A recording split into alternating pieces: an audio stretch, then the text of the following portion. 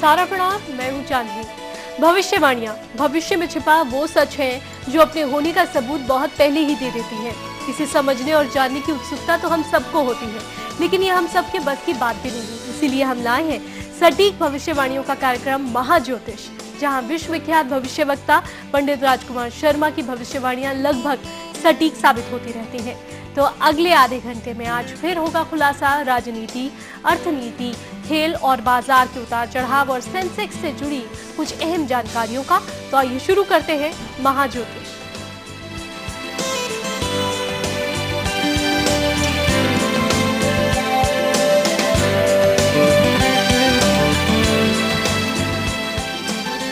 तो हमारे साथ जुड़ गए हैं पंडित राजकुमार शर्मा जी। पंडित जी, स्वागत है आपका। हरिओम। पंडित जी, सबसे पहले राजनीति से जुड़ा सवाल ही आपसे कर लेती हूँ। धर्म परिवर्तन के मसले पर देश भर में बहस छिड़ी हुई है। सरकार के लिए संसद में जवाब देना मुश्किल हो रहा है और मोदी सरकार की ये मुश्किलें बढ़ाई हैं खुद आरएसएस, बजरंग दल और विश्व हिंदू परिषद ने। आपने पहले ही कहा था कि 2 नवंबर को शनि मंगल की राशि वृश्चिक में प्रवेश कर गया है और इससे 2 समुदायों के बीच तनाव बढ़ने की आशंकाएं हैं, जिसमें पॉलिटिकल पार्टी जो की सत्ताधारी है उसका भी अपना एक रोल होगा। तो इसमें क्या आपको नजर आ रहा है फिलहाल सरकार की मुश्किल क्या बढ़ने वाली है? बीजेपी की मुश्किलें बढ़ेंगी तो क्या ज्योतिष के मुताबिक वो वक्त भी अब शुरू हो गया, समझे? बिल्कुल अच्छा और सुंदर और सटीक सवाल किया है चांदनी जी आपने, और इसके ऊपर हम पिछले 2 या 3 हफ्तों से चर्चा भी कर रहे हैं। जब हम नरेंद्र मोदी की कुंडली का और भारतीय जनता पार्टी की कुंडली का अध्ययन करते हैं तो आपको याद होगा कि 2 नवंबर को जब वृश्चिक राशि में शनि ने प्रवेश किया, उस दिन के कार्यक्रम के बाद लगातार मैं ये कहते आया हूं कि हो सकता है कि शनि मोदी के आचरण को देखकर कुछ प्रहार ना करे, मगर यहां तक नियति का सवाल है वो होकर रहती है। यहां तक वातावरण बिगड़ने का, दिन मान के बिगड़ने का सवाल है वो होकर रहता है।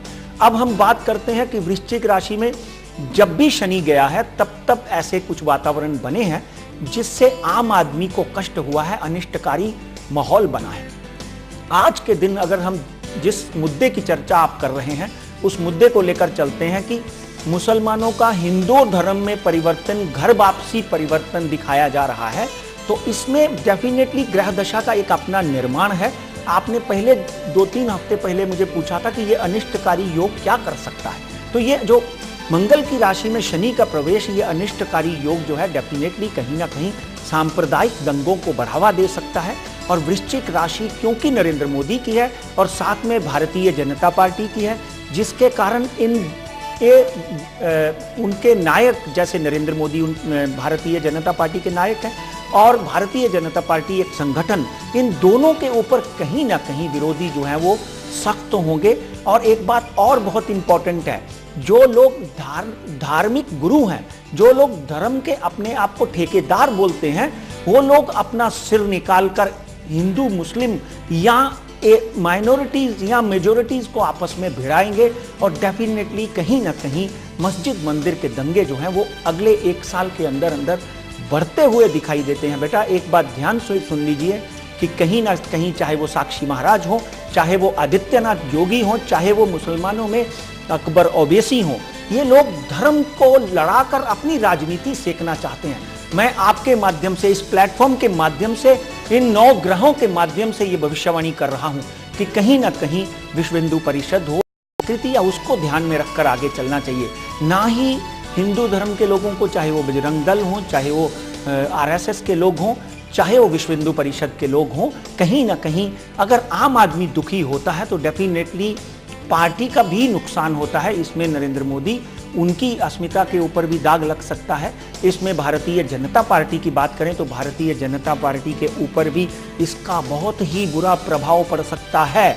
अगले 90 दिनों के अंदर अंदर डेफिनेटली कुछ ऐसा वातावरण बनेगा। आप आज कोई भी चैनल खोल लीजिए तो कहीं ना कहीं घर वापसी मुसलमानों की दिखा रहे हैं, मगर एक बात वहाँ पर और भी तय है कि बहुत सी जगहों पे कहीं ना कहीं ईसाई धर्म में भी हिंदू धर्म के लोग गए हैं। कहीं ना कहीं सत्य हो भी सकता है कि उन लोगों को अक्ल आ रही हो, मगर ग्रह दशा कह रही है कि गुरु वक्री हो गया है। गुरु वक्री होने से उसका भौम यानी मंगल के साथ में जो परिवर्तन, मंगल के साथ में जो उसकी एक्सचेंज है, कहीं ना कहीं दिन मान अच्छे नहीं है। सामाजिक तनाव बढ़ेगा, यहाँ तक कि बॉर्डर के ऊपर भी हमारे पड़ोसी के साथ में हमारा तनाव बढ़ेगा। इलेक्शन हो चुके हैं, इलेक्शन होने के रिजल्ट भी आने वाले हैं। आप रोज देख रहे हैं हफ्ते में एक बार कहीं ना कहीं सीमा के ऊपर गोलीबारी हो रही है और सीज फायर का उल्लंघन होता है। ये तनाव, बॉर्डर का तनाव और समाज में हिंदू मुस्लिम का तनाव जो है वो डेफिनेटली अगले 90 दिनों में बढ़ेगा। इसमें कमी होती हुई दिखाई नहीं देती। पर्टिकुलरली मैं आपको ये बात समझाने की कोशिश कर रहा हूँ कि मुजफ्फरनगर में जिस तरह हुआ उस तरह लखनऊ में हो सकता है, इलाहाबाद में हो सकता है, गाजीपुर में हो सकता है, मुंबई के किसी न किसी कोने में हो सकता है। इसलिए मैं तो यही परमात्मा से दुआ करूंगा, भगवान से यही आराधना करूंगा कि हमारा देश विश्व शांति का घोतक रहा है। हमको विश्व की शांति के लिए प्रार्थना करनी है। हमारे देश में अगर कहीं ना कहीं इस तरह की अशांति रहेगी तो पूरा विश्व हमसे क्या सीखेगा। इसलिए हे प्रभु, हर जगह शांति हो, हमारे यहाँ भी और पूरे विश्व। बिल्कुल, जो इशारा आप कर रहे हैं वो शायद इंटरनल और एक्सटर्नल डिस्टर्बेंसेस का है, जो देश में अब बढ़ता हुआ नजर आ रहा है और भी आगे आएगा। लेकिन ये जो है, ये नक्षत्रों का प्रभाव इसे कहें या फिर जो कुछ भी इस वक्त घटित हो रहा है उस सब से अगर हम कहें, सरकार का पीछा कब तक छूटता हुआ दिखाई दे रहा है? आखिर कब तक ये पूरा मामला खिंच सकता है? क्या कहते हैं सितारे? देखिए, पिछले दिनों एक मेंबर ऑफ पार्लियामेंट साध्वी जो हैं, उन्होंने कुछ ऐसे वचन बोल दिए जो उनको नहीं बोलने चाहिए थे, तो संसद में भारतीय जनता पार्टी की बुरी किरकिरी हुई। इनके अपने ही नेता जवाब देने में सक्षम नहीं थे क्योंकि वो बात गलत थी। प्रधानमंत्री को आगे आकर उस नेता के लिए लोगों से क्षमा याचना बोलनी पड़ी कि भाई ठीक है, उन्होंने माफ़ी मांग ली है, मगर कहते हैं कि जुबान से निकला हुआ तीर, जुबान से निकली हुई बात जो है वो तीर की तरह चुभ जाती है और वो लोगों को चुभी। वो एक ऐसे गणमान्य व्यक्ति के मुंह से निकले हुए शब्द जो है वो अच्छे नहीं है। वहां से शुरू हुई तो यहाँ पर साक्षी महाराज ने एक नया अड़िंगा परसों से शुरू कर दिया। उन्होंने नथुराम गोडसे को शहीद पैट्रियोट बोल दिया। आप ये समझ लीजिए कि डेफिनेटली राष्ट्रीय स्वयंसेवक संघ, बजरंग दल और कहीं ना कहीं हिंदू विश्व परिषद के लोग जो हैं वो डेफिनेटली नथुराम गोडसे को एक पैट्रियोट ही मानते रहे हैं। ये बात अलग है कि आज के दिन नरेंद्र मोदी ने स्वच्छता अभियान में महात्मा गांधी जो है उनको सर्वप्रथम खड़ा कर दिया, क्योंकि विश्व में शांति लाने वाले जो व्यक्ति थे वो सबसे पहले अगर हुए हैं वो महात्मा गांधी थे, उसके बाद नेल्सन मंडेला हुए हैं। और कहीं ना कहीं हमारे देश से जो शुरुआत हुई है, प्रधानमंत्री ने जो कदम उठाया था वो बिल्कुल सत्य था। मैं तो यही प्रार्थना करूंगा कि ऐसे जितने भी लोग हैं उनको प्रधानमंत्री खुद बोलकर उनको स्नप करें, उनको चुप कराएं, क्योंकि नथुराम गोडसे क्या थे ये पूरे विश्व को मालूम है। और भारतीय जनता पार्टी अगर नथुराम गोडसे या शिवसेना, विश्व हिंदू परिषद या राष्ट्रीय स्वयंसेवक संघ जो है वो अपने लेवल पे नथुराम गोडसे को क्या समझते हैं वो समझते रहें, वो अपनी अपनी विचारधारा है। मगर भारत की बात करें, हिंदुस्तान की बात करें, हिंदुस्तान की सभ्यता, संस्कृति, हमारे विचारों की बात करें तो वहाँ गांधी फिट होते हैं, वहाँ नथुराम गोडसे फिट नहीं होते हैं। इसलिए ये विचारों का जो प्रभाव है, दुष्प्रभाव है, इसका कारण आगे जाकर कहीं ना कहीं आम जनता को सहना पड़ सकता है। हिंदू मुसलमानों को आपस में तनाव में जीना पड़ सकता है। मंदिर मस्जिद के ऊपर कीचड़ उछाले जा सकते हैं। इसलिए मैं हाथ जोड़कर, चाहे वो भारतीय जनता पार्टी हो, चाहे विश्व हिंदू परिषद हो, चाहे राष्ट्रीय स्वयंसेवक संघ हो, बजरंग दल हो, कि कहीं ना कहीं शांति का माहौल बनाए रखें। मगर ग्रह दशा अपना निर्माण करती है। मैं बार बार कहता हूं कि नियति को कोई नहीं टाल सकता। इसलिए नियति ये कहती है कि अगले 90 दिनों से 120 दिनों के अंदर अंदर ये जो भी ये 3-4 बड़े नेता हैं ये आग में घी का काम करेंगे। कहीं ना कहीं सांप्रदायिक दंगों को बढ़ावा देंगे, कहीं ना कहीं ऐसे आयोजन करेंगे यहाँ पे मुसलमानों को, क्रिश्चियंस को हिंदू बनाने का प्रयत्न करेंगे और इन दंगों के जवाबदार भी ये होंगे। इसलिए मैं तो यही प्रार्थना करूंगा कि ये ग्रह दशा भगवान करे टल जाए, मगर टाइम पीरियड आप 2 महीने का कम से कम बता रहे हैं। 90 से 120 दिन ऐसे हैं जब सरकार की किरकिरी हो सकती है ऐसे मामलों को लेकर, और ये मामले और भी आगे लंबे खिंच सकते हैं, क्योंकि बेपरवाह होकर जिस तरह की बयानबाजी चल रही है वो सरकार को एक और बुरी तरीके से घेरेगी, जिस तरीके से विपक्षी पार्टियां अभी भी हमला कर रही हैं। चलिए, और उधर अगर हम प्रधानमंत्री नरेंद्र मोदी की बात करें पंडित जी, तो उनको विश्व पटल पर एक बड़ी कामयाबी मिली है। योग को यूएन ने अंतर्राष्ट्रीय मान्यता देते हुए 21 जून का दिन भी अब मुकर्रर कर दिया है। लेकिन क्या मोदी को ऐसी कामयाबी पुतिन को भी उसी तरह अपना दोस्त बनाने में मिल सकती है जैसे कि रूस पहले भी भारत का दोस्त रहा है? क्या मोदी पुतिन से भी उतनी ही निकटता बना पाएंगे जैसी ओबामा के साथ बनती हुई दिखाई दे रही है? भारत को रूस और अमेरिका दोनों का अच्छा साथ एक साथ मिल पाएगा? बिल्कुल, ये ऐसे सवाल और ऐसे सवालों का विश्लेषण ज्योतिष के माध्यम में, सिर्फ महाज्योतिष में और समय के चैनल समय के माध्यम से ही दुनिया को सुनने को मिल सकता है। चांदनी जी, ये बहुत ही सुंदर सवाल आपने किया है। इस सवाल का जवाब सबसे पहले तो मैं नरेंद्र मोदी और भारतीय जनता पार्टी को और पूरे देश को बधाई देता हूं कि योग जो है वो भारत से निकला है और आज एक ऐसा दिन आ गया है, जैसे लोग वैलेंटाइन डे मनाते हैं, फादर्स डे मनाते हैं, योग का भी दिवस मनाना शुरू कर देंगे। लोग अपनी सेहत के प्रति जागरूक हो रहे हैं। डेफिनेटली ये बहुत ही अच्छा कदम है और प्रधानमंत्री इसके लिए बधाई के पात्र हैं। मगर यहाँ तक पुतिन की और बराक ओबामा की कुंडली का अध्ययन करते हैं तो ये बिल्कुल वैसा ही है जैसे नवाज शरीफ और नरेंद्र मोदी हैं, क्योंकि वहाँ पर किसी भी तरह की दोस्ती हाथ मिलता हुआ दिखाई देता नहीं है। मगर नरेंद्र मोदी, मैंने आपको हमेशा कहा है कि एक सूर्य की भांति एक सूर्य उग गया है हमारे देश में, जिसका प्रभाव, जिसकी रोशनी, जिसका प्रकाश पूरे विश्व में फैला हुआ है। उस प्रकाश से डेफिनेटली पुतिन और ओबामा जो हैं वो भी अछूते नहीं रह सकते। इसलिए उनकी मित्रता भी नरेंद्र मोदी के माध्यम से होने के पूरे योग एक साल के अंदर बनते हुए दिखाई देते हैं। अब हम नरेंद्र मोदी की अगर बात करें तो नरेंद्र मोदी गुरु हैं। उनकी कुंडली जो है गुरु से प्रभावित कुंडली है और ओबामा की कुंडली जो है वो मंगल से प्रभावित कुंडली है, सूर्य से प्रभावित कुंडली है। और पुतिन की जो कुंडली है वो भी सूर्य और मंगल से प्रभावित है। तो कहीं ना कहीं गुरु जो है वो अपना काम करता हुआ दिखाई देता है।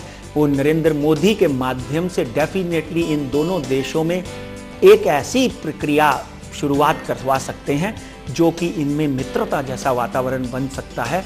और डेफिनेटली पुतिन हमारे मित्र हैं, सोवियत संघ, रशिया हमारा मित्र रहा है, आज से नहीं, चाचा नेहरू के ज़माने से रहा है और वो आगे भी अगले 100 साल रहेगा। मगर अगर ये दोनों हमारे मित्र बन जाते हैं तो डेफिनेटली अब भारत को, और भारत जो है वो विश्व विजयी हो सकता है। भारत जो है कहीं ना कहीं पूरे विश्व को अपना शांति मार्ग गुरु के तौर पर दिखा सकता है, जो कि सतयुग से लेकर अब तक दिखाते आया है। इस पूरे प्रक्रिया में मैं एक सलाह देनी चाहता हूं चांदनी जी, कि कहीं भी जो कुछ ये हो रहा है उसको प्रधानमंत्री या भारतीय जनता पार्टी के बड़े नेता, घर वापसी वाला मामला, लव जिहाद का मामला हो या मुसलमान और ईसाइयों को हिंदू बनाने का मामला हो, मेरी उनसे हाथ जोड़ कर प्रार्थना है कि इनको नकारा ना जाए। Don't escape from this event. इसको भी अच्छी तरह से बैठकर सुलझाया जाए, ताकि जिस तरह आप विश्व को शांति का मार्ग दिखाने का प्रयत्न करते हैं, अपने देश में भी बिल्कुल उसी तरह का वातावरण बने। जैसे हम पहले एक थाली में बैठकर खाते थे, आज भी उसी तरह का वातावरण बने, यही हमारी प्रार्थना है। जी चाहते हैं। बिल्कुल पंडित जी, आप सही कह रहे हैं और इससे जुड़े कई और सवाल हैं जिन पर हम चर्चा करेंगे, लेकिन यहाँ रुक रहे हैं बस एक छोटे से ब्रेक के लिए। ब्रेक के बाद ये भी जानेंगे कि क्या है शेयर बाजार का हाल।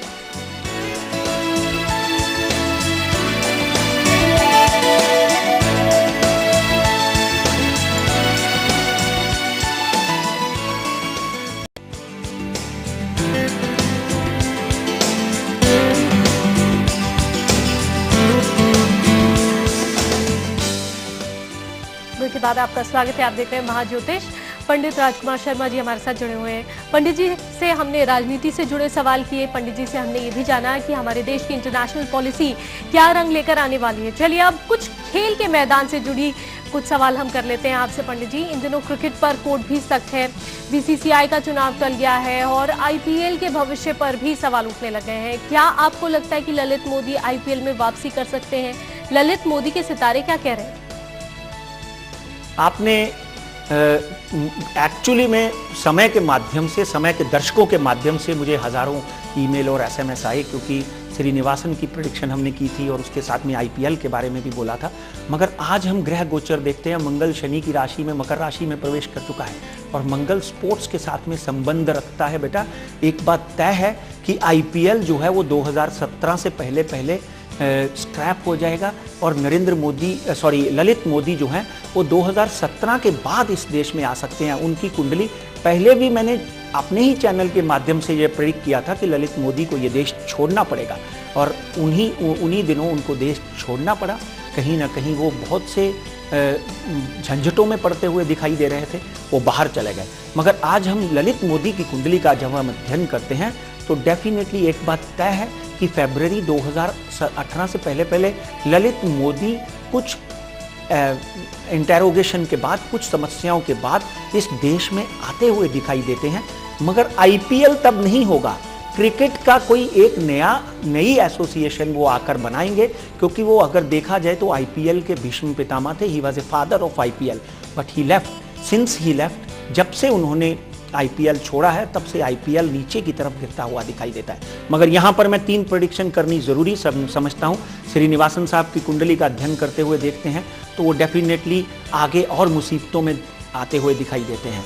मैयप्पन की कुंडली का जब हम अध्ययन करते हैं तो मैयप्पन जो है, गुरुनाथ मैयप्पन, वो भी इस समस्या से अछूते नहीं हैं। उनको सबसे ज़्यादा कहीं ना कहीं इस समस्या से जूझना पड़ेगा और जेल यात्रा तक करनी पड़ सकती है। अब हम बात करते हैं हमारे कर्णधार कैप्टन महेंद्र सिंह धोनी, वो भी इन कीचड़ के छींटों से अछूते नहीं रहेंगे। उनको भी इसमें कहीं ना कहीं इस चक्कर में घसीटा जा सकता है। और अब हम चेन्नई सुपर किंग की बात करें तो वहाँ पर चेन्नई सुपर किंग की टीम भी अगले कुछ मैक्सिमम इन ए ईयर और 2 वो भी स्क्रैप हो जाएगी, क्योंकि कहीं ना कहीं ये मामला चेन्नई सुपर किंग से ही शुरू हुआ। और अगर हम राजस्थान रॉयल की बात करें तो उस टीम का हाल भी कुछ ऐसा ही होता हुआ दिखाई देता है। वहाँ राज कुंद्रा की कुंडली भी मेरे सामने है। और ये क्रिकेट में जो कहीं ना कहीं लोग बाहर जाएंगे तो डेफिनेटली एक नई एसोसिएशन बनेगी, तब जाकर क्रिकेट में कुछ स्वच्छता दिखाई देती है। यहाँ पर भी स्वच्छता अभियान जो है वो नरेंद्र मोदी ने या उनकी टीम ने शुरू कर दिया है। जी चांदनी। बिल्कुल। और अब पंडित जी से हो जाए कुछ बाजार की बात। पंडित जी, रुपए की कीमत तो गिर रही है, ऐसे में सप्ताह कैसा रहने वाला है शेयर बाजार और नेशनल स्टॉक एक्सचेंज और बॉम्बे स्टॉक एक्सचेंज का रुख कैसा भी रहेगा? सोने की चमक, चांदी की चाल में कितना बदलाव होगा और क्या क्रूड ऑयल का दाम इंटरनेशनल मार्केट में $40 तक गिर सकता है? पिछले हफ्ते ही आप नहीं थी तो हमने प्रेडिक्ट किया था कि कम से कम 1000 पॉइंट बॉम्बे स्टॉक एक्सचेंज गिरेगा और वो बाकायदा 1 हफ्ते में भी ही गिर गया, 15 दिन में नहीं। तो अब हम अगर देखें, मैंने पिछले हफ्ते भी कहा था कि जो FIIs हैं वो कहीं ना कहीं विदेशों में जो पैसा धन हमारे यहाँ लगाते हैं वो क्रिसमस हॉलीडेज पे चले जाते हैं। और यहाँ तक कुंडली का वातावरण देखें, गुरु वक्री हो चुका है, शनि और चंद्र इकट्ठे होते हुए दिखाई देते हैं, विश्व योग का निर्माण हो सकता है। तो कहीं ना कहीं बाजार 27,200 27,000 तक वापस एक बार आ सकता है। 400-500 पॉइंट की वापस नीचे की घिसरन हो सकती है, क्योंकि नरेंद्र मोदी और उसका संगठन आर्थिक उन्नति के लिए तत्पर हैं। और यहाँ तक हमारे गवर्नर जो हैं उनकी भी अगर हम बातें करें और GDP की बात करें तो डेफिनेटली कहीं ना कहीं आगे आने वाले दिनों में शुभ संकेत हैं, नेगेटिव नहीं, पॉजिटिव संकेत है। मगर आज हम बात करते हैं तो अगले 15 दिन में 27,000 27,200 का आंकड़ा बॉम्बे स्टॉक एक्सचेंज छू सकता है।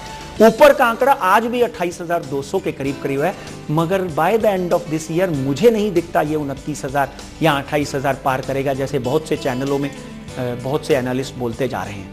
निफ्टी की बात करें तो निफ्टी जो है 8,150 नीचे का आंकड़ा, 8,450 ऊपर का आंकड़ा, इसी में झूलता रहेगा।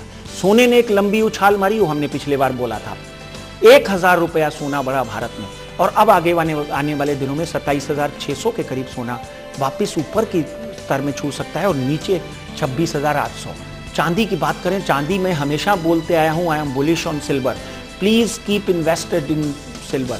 सिल्वर अगर 36,800 में फिर आता है तो ले लीजिए। आज 38,400 चल रहा है, कल बाजार 38,400 के ऊपर बंद हुआ है, ये वापस 40,000 तक छू सकता है, मगर नीचे का स्तर 36,800 है। मैं यहाँ पर भविष्यवाणी करते हुए आप सब दर्शकों से ये निवेदन करता हूँ, अपना स्टॉप लॉस रखकर काम करें और किसी अच्छे विशेषज्ञ के से भी सलाह ले लें। क्रूड की बात आपने की थी तो वहां पर हमारी भविष्यवाणी 98 से डॉलर गिरता हुआ आज $59 के ऊपर आया है बेटा। आज इसमें भारतीय जनता पार्टी और नरेंद्र मोदी या रघुराम राजन या वित्त मंत्री का कोई योगदान नहीं है। पूरे विश्व में कहीं क्रूड गिरा है तो उसके प्राइस गिरने ही गिरने थे। यह क्रूड जो है अगले कुछ 15 दिनों के अंदर अंदर 20 दिनों के अंदर अंदर $55 छू सकता है और अप्रैल से पहले $40 तो नहीं दिख रहा है मुझे, मगर $46 तक ये आ सकता है। इस बात पे कोई दो राय नहीं। गॉड ब्लेस जी। तो पंडित जी ने बताया कि आखिर किस तरीके से बाजार में उतार चढ़ाव आगे नोटिस किए जाते रहेंगे, लेकिन ये बता देना बहुत जरूरी है कि आप जो भी फैसला करेंगे वो आपका अपना होगा। मार्गदर्शन करने का काम जरूर पंडित जी ने किया है, लेकिन इसके अलावा फैसले आपके अपने होंगे। आप किसी और से भी इसके लिए राय ले सकते हैं। बहुत बहुत शुक्रिया पंडित जी इस पूरी जानकारी के लिए। हरिओम हरिओम। और इसी के साथ महाज्योतिष में फिलहाल इतना ही। आप मुझे दीजिए इजाजत। सारनाथ।